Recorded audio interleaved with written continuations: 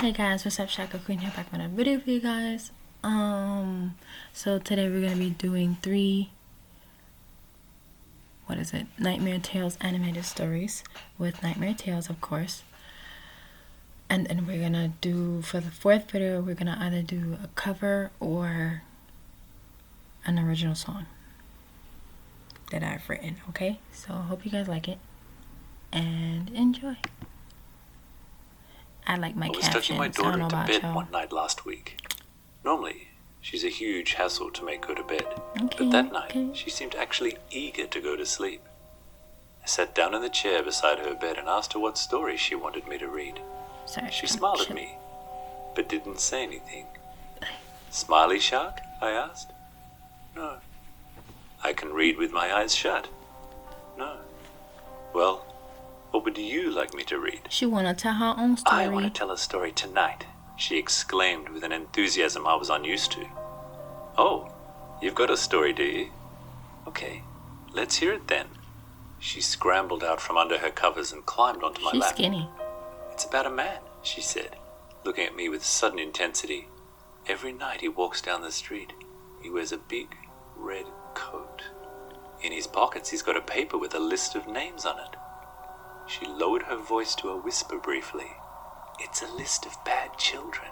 They threw a tantrum, or they dumped their dinner on the floor, or they smacked their little sister on the face. Basically, I think this is Krampus, basically. You mean Santa Claus? I asked. Nah, that's Krampus, let me finish my story.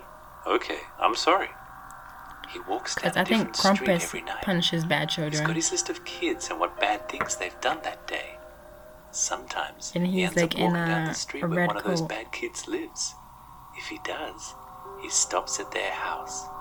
I gotta be Krampus. She's talking about. She's talking about Krampus. He just knows who's on it. He's the it's their house. If he comes to your house, the different version of Santa Claus. So basically, Krampus, he visits bad children. He comes in and looks at the enters photos their of you on the home. Walls.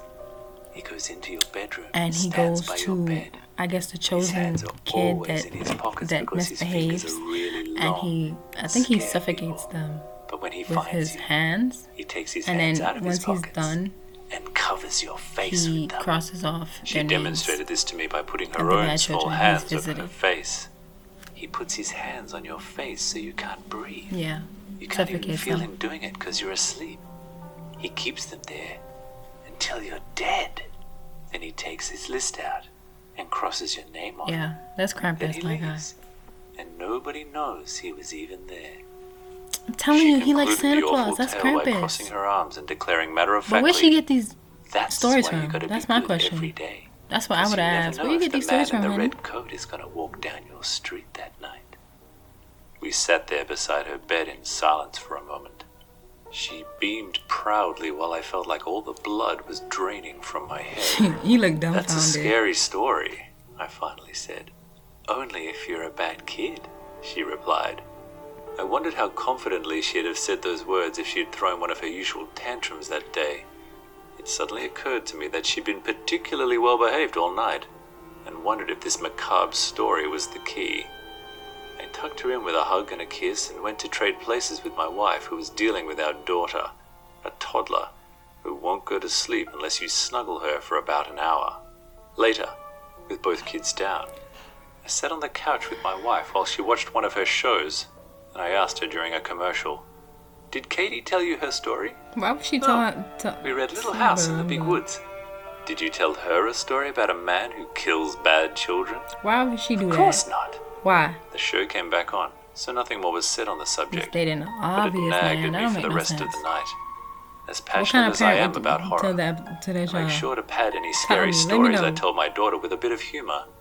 I don't want her afraid of the dark. I just want to nurture her imagination and creativity, you know. The next day, we were drawing together. She likes to have me draw cartoon characters, and then she colors them in with her crayons. At one point, she came up and held a piece of paper over her face and yelled "boo" at me while I was at my desk.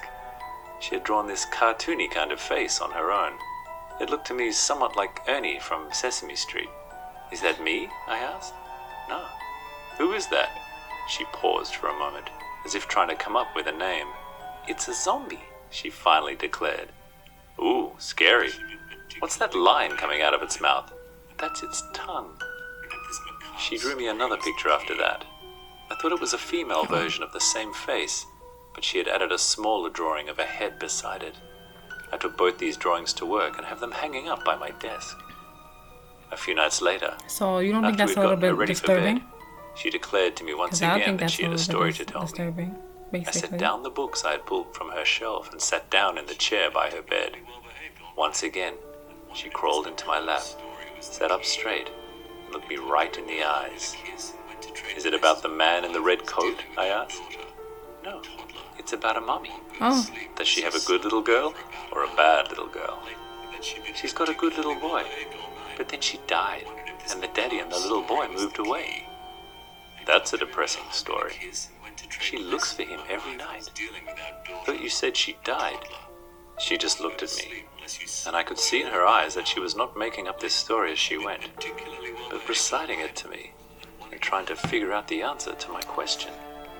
She put her hand on her chin for a moment in an almost grown-up way. She's a ghost, she finally declared.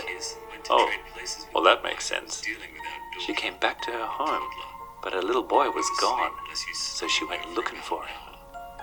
Did she find him? No, she's always looking. She can't drive a car, so she's got to walk. And it's real far. She doesn't even know where to go, so she just walks. She's got blood on her feet because her feet get hurt from all the walking. If she hears a baby crying, she starts crying too. Sometimes she'll cry for hours after hearing a baby cry. If she sees a child out at night, she gets confused and thinks it's her little boy. She'll run up and try to grab the little kid right out of the parent's arms. oh my God. She'll snatch it up and carry it off. Those ones are never found. She always comes back because she hasn't found her boy. She might not even recognize him anymore because he's been dead for so long. How long has she been dead? I asked. A long time, Katie replied, shaking her head. How did she die? I don't really know why I asked that question. She cut herself and then lost all her blood. That was too much. I didn't like that she knew these stories. I was upset that someone had told her these awful things. Who told you that story? I asked in my most serious voice. She looked away for a moment, and I thought I had frightened her with my tone. It took me a moment to realize she was looking at the window on the far end of her You bed. see, Krampus, my Outside it was guy. dark, Telling but I you, could see the somebody trees visiting at the her edge at of our night. backyard being blown about by the wind. I waited, then shook her slightly to break the spell that the windows seemed to have her under. Who told you? Somebody be I visiting her repeated. at night. I'm telling you. She suddenly looked scared and upset, like she was going to cry. I'm sorry, she wailed and hugged me tightly. Sorry for what? I asked, rubbing her back gently to calm her. Her little hands gripped my shirt and I realized she was shaking. For talking to strangers. Please don't get mad. Please don't let the man with the red coat find me. Damn. I hugged her even tighter. You weren't bad. Nothing's going to happen to you. What stranger did you talk to? The man who came to my window. He told me the stories. Her words made me freeze. We live on the second floor of a duplex. I got up, setting my daughter on her bed. She cried and begged me not to leave, but I hushed her. I walked across the room to the window. No, if she told you not to It was leave, shut, probably something wrong. But the wind was howling What? so fiercely you could hear kind it of through the sickness two is this? panes of glass. Outside, across the backyard, was dense woods. The trees seemed to shake their branches at me menacingly. What did he look like? I said, trying to sound calm. He looks like my drawing. Oh, wait. I thought fucked about up. the drawing Wait. she had made. That Damn. simple line for a shit. tongue suddenly seemed so snake-like to me. I wasn't supposed to. Those I was supposed to eyes do a little the. too frightening. What? She had drawn people before, but they had never had the same look as these drawings. No. That's when I noticed the marks on the window's glass. It looked like something sharp had been dragged down it, like the edge of a coin or a rock. 4 jagged lines, a finger's space apart, crisscrossing repeatedly in one spot against the window. And at the bottom, Krampus came for him, I'm telling you. 4 deep grooves in the wooden pane.